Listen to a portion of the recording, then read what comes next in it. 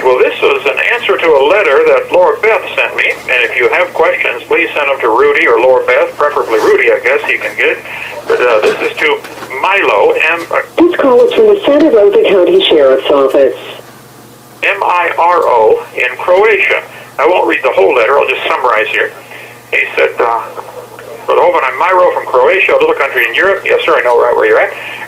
Excuse my bad English. Well, Miro, I assure you that your English is much better than my Croatian or Yugoslavian or whatever language you speak over there. I first heard about you a few years ago and saw a lot of your videos on YouTube. Of course, they had a great influence on my life. Well, thank you so much, Miro. Please spread them around. You know, I can't go everywhere, but those videos can. And there's no reason not to evangelize the whole world with the modern technology we have. So please spread them around. I'm skipping here some. He says, third paragraph, in the past few years I learned that my religion, Catholic, is not all based on the Bible. Boy, Miro, you can say that again. I would agree with them on some things, but wow, they are so very off Scripture. I tell you, the best source for information on Catholicism, if you want to know the truth, would probably be to go to chick.com, C-H-I-C-K, and they have quite a number of books on this topic. Now, I'm not anti-Catholic, and neither are they. I'm just for the truth. And if anybody preaches the truth, I'll agree with them, and if I disagree with myself sometimes. So you don't ever give anybody a blanket statement of approval or disapproval. I love what the Catholics do against abortion. Yay, go get them. I think they're totally wrong on their method of salvation, but you are right. There are some very bad things in their history, which you might want to read about. And that website, chick.com, will have a whole lot more on that. Okay, to continue. He says, their Bible interpretation, the Catholics, differs on some things. Boy, you can say that again, Miro. A lot of things. He said, the prophets say Israel will be gathered again and renewed, and basically your question is about what happens to the children of Israel, and should you move to Israel because you think that'll be a good place to go, because God's going to bless them. Okay, Miro, I read this, all these verses and stuff from Isaiah that you sent me and Jeremiah, etc. You are right. God is going to greatly bless Israel. But that is after a real serious problem. I think Israel's going to get into another war, and they're going to lose, and they're going to be hauled off into captivity again. And when it just looks hopeless, I don't think all of them will be hauled off, but even half of Jerusalem is going to be hauled off. There's going to be a bloodbath over there. And I'm sad for that. We're supposed to pray for the peace of Jerusalem, and I do.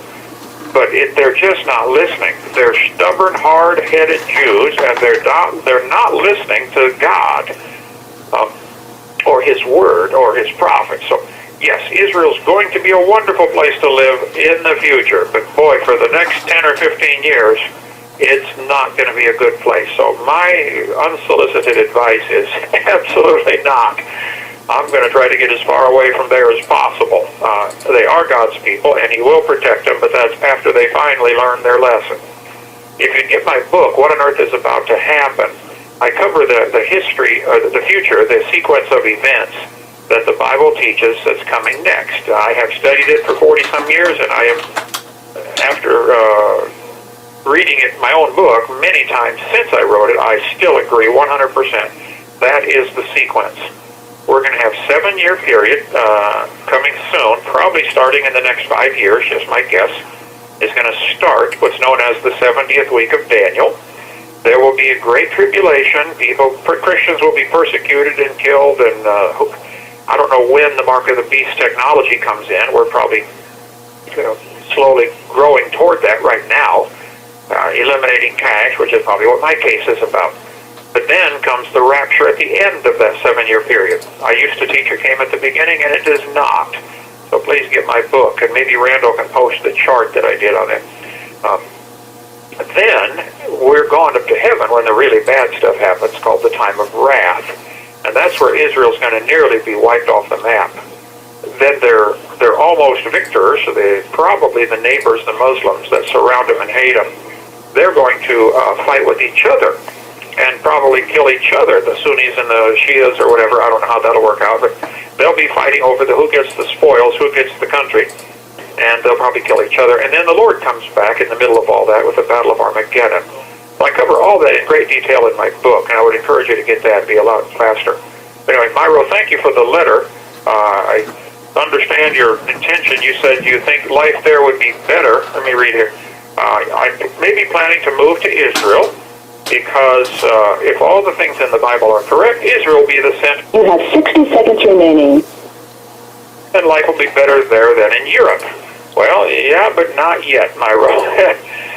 This is not going to be good. And you said about being like the Amish, getting out in the country and being able to have your own food, etc.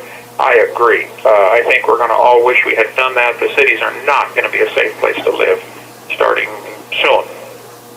Okay. Thank you so much, Miro. I appreciate the letter. If you have any questions, if I didn't answer it thoroughly, contact Rudy, RUDDAVIS@yahoo.com. Yes, sir. And he'll be glad to let me answer it again. Thank you, brother. That's it for Miro. Okay.